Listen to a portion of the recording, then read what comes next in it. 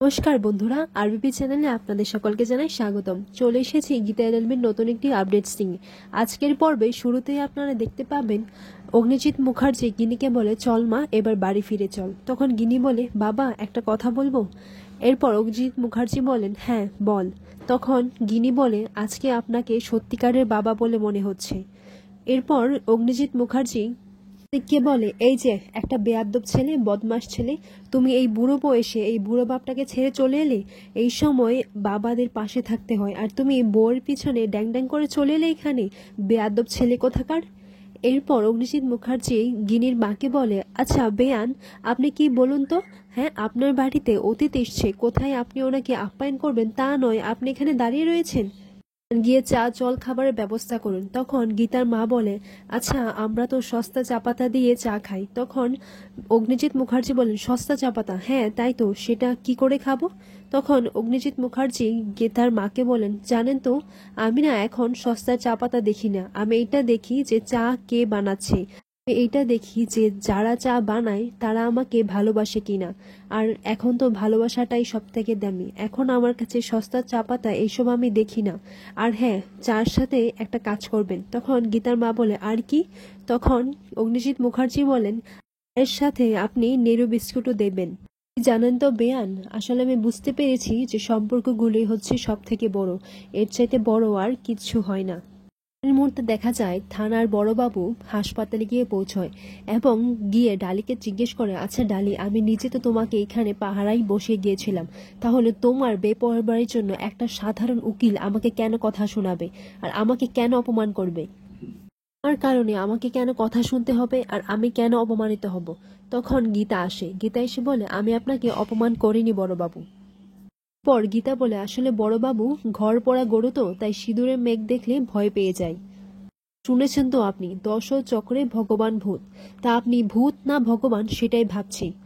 শুনে বড়বাবু বলেন, এই অ্যাডভোকেট গীতা এলএলবি। তখন গীতা এলএলবি বলে, এই বড়বাবু। এরপর একটি নার্স এসে বলে, এটা হসপিটাল, আপনারা প্লিজ একটু চুপ করুন। তখন বড়বাবু বলে, আই এম সরি। পর গীতা ডালিকে জিজ্ঞেস করে, আচ্ছা এই যে ডালি বাবু, আপনি তো পাহারায় ছিলেন, তাহলে আপনি কোথায় ছিলেন যখন পদ্মর উপর হামলা হয়েছিল? তখন ডালি বলে, আমি ওয়াশরুমে ছিলাম।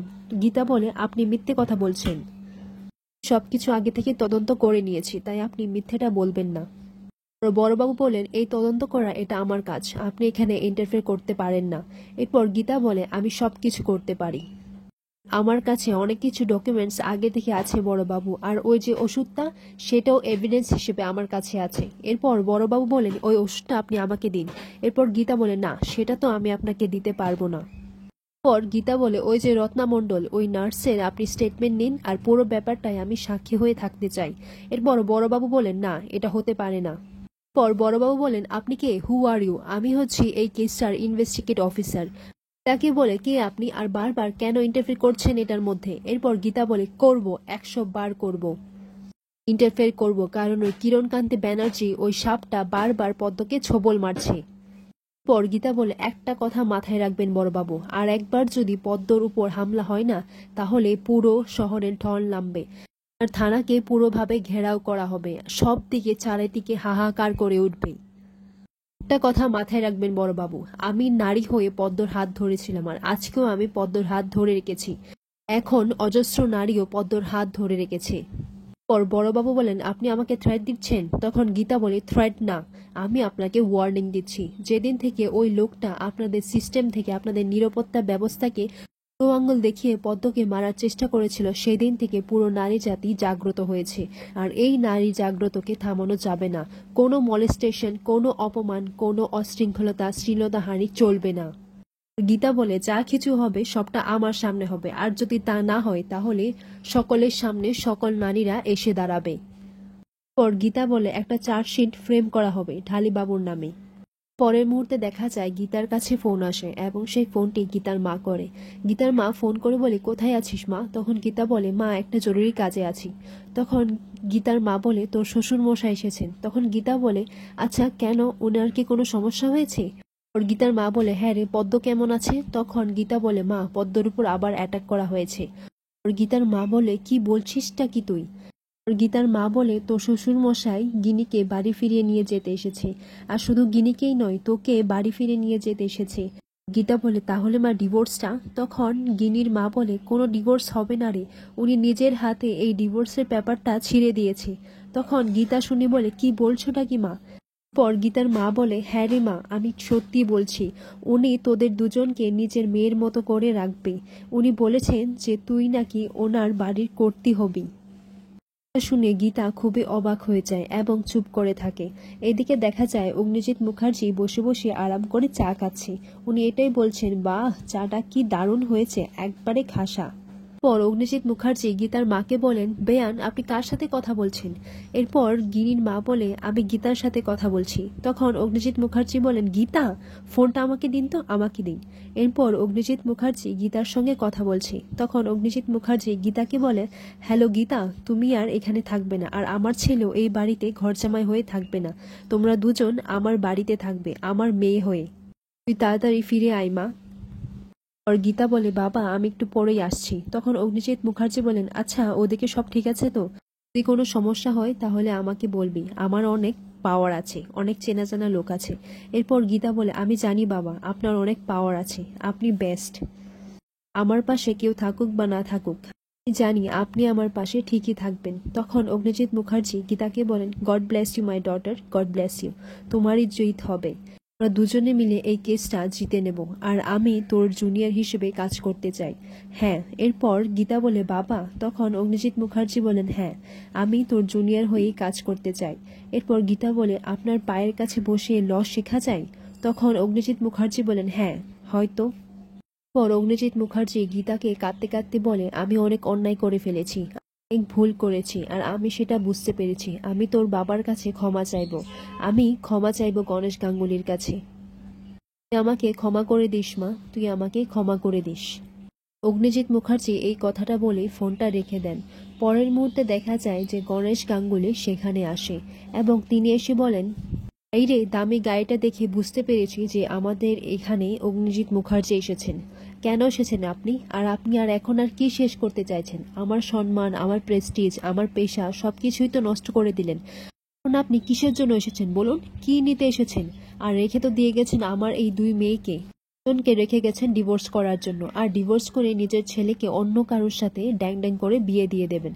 আর আমার মেয়েটার কি হবে সেটা ভেবেছেন? তখন অগ্নিজিৎ মুখার্জি বলেন, আপনি আমার সাথে এভাবে কথা বলার সাহস কি করে হয়? আপনি জানেন আপনি কার সাথে কথা বলছেন? তখন গণেশ গাঙ্গুলি বলেন, আমি জানি আমি কার সাথে কথা বলছি।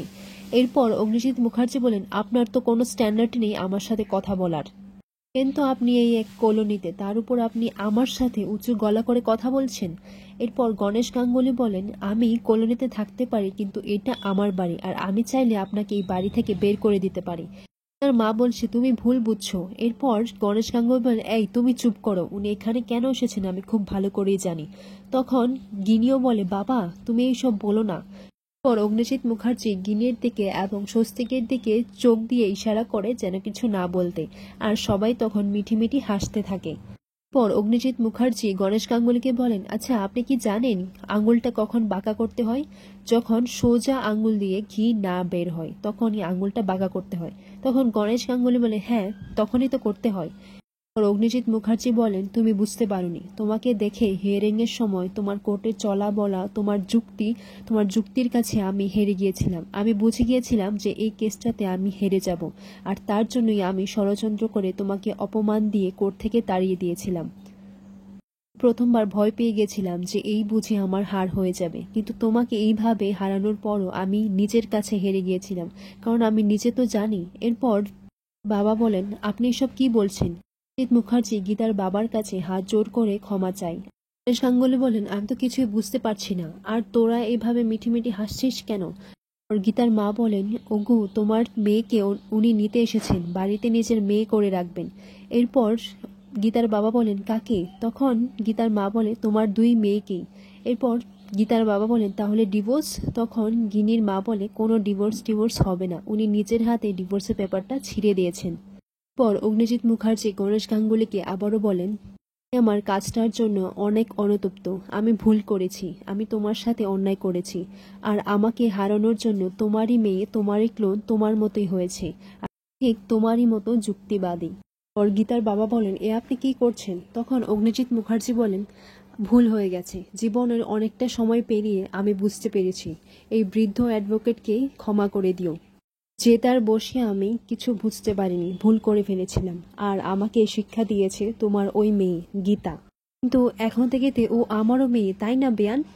সবকিছু শুনে গীতার বাবা তো অবাক হয়ে থাকে, তিনি কিছু বুঝতে পারেন না। তখন তিনি বলেন, আমি তো কিছু বুঝতে পারছি না।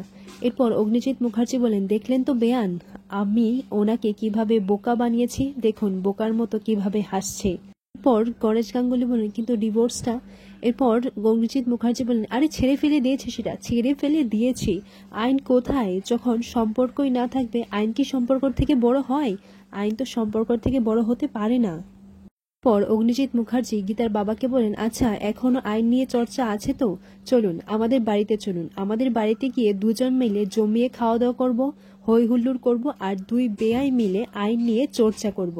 আর এই বলে অগ্নিজিৎ মুখার্জি আর গণেশ গাঙ্গুলি এবং বাকিরাও হাসতে শুরু করে দেয় এবং তারা সবাই খুশি হয়ে যায়। আর আজকের পর্বটি এখানেই শেষ হয়।